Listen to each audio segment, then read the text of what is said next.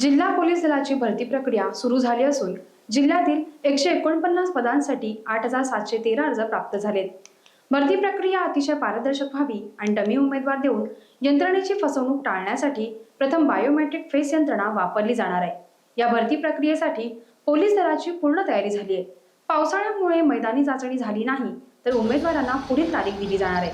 काही उमेदवारांना वेगवेगळ्या पदांसाठी एकापेक्षा जास्त ठिकाणी आणि एकाच दिवशी मैदानी चाचणीकरिता हजर राहण्याबाबत कळवण्यात आलंय।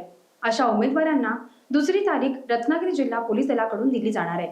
उमेदवारांच्या मैदानी चाचण्यांच्या पहिल्या आणि दुसऱ्या तारखेमध्ये 4 दिवसांचे अंतर राहील। त्याचवेळी पुढील तारखा दिल्या जातील।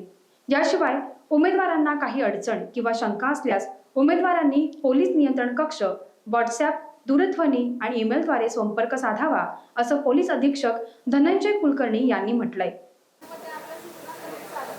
रत्नागिरी जिल्हा पोलीस दलाची भरती प्रक्रिया आज 19 जून 2024 रोजी सुरू झालेली आहे। ह्या पोलीस भरतीमध्ये एकूण 170 पदांची भरती होणार आहे, ज्याच्यामध्ये 149 पोलीस कर्मचारी आहेत आणि 21 ड्रायव्हर पदांचा समावेश आहे। ह्या भरतीसाठी एकूण 8,713 उमेदवारांनी अर्ज दाखल केलेले आहेत। आज पहिल्या दिवशी 300 उमेदवारांना आम्ही बोलवलं होतं। आत्तापर्यंत 160 उमेदवारांनी आपली हजेरी इथे नोंदवलेली आहे। त्यांची छाती आणि उंची मोजमापे घेऊन त्यात पात्र ठरणाऱ्या उमेदवारांना त्यांची जी मैदानी चाचणी आहे त्यासाठी रवाना केलेलं आहे। या ठिकाणी आम्ही उमेदवारांची सर्व काळजी घेतलेली आहे।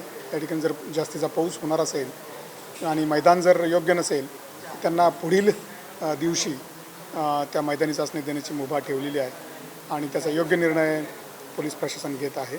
त्यासाठीचं सर्व नियोजन या ठिकाणी केलेलं आहे। धन्यवाद। टाइम्स डिजिटलला लाईक करा, सबस्क्राईब करा, शेअर करा आणि बेल आयकॉन दाबायला विसरू नका। पाहत रहा टाइम्स डिजिटल।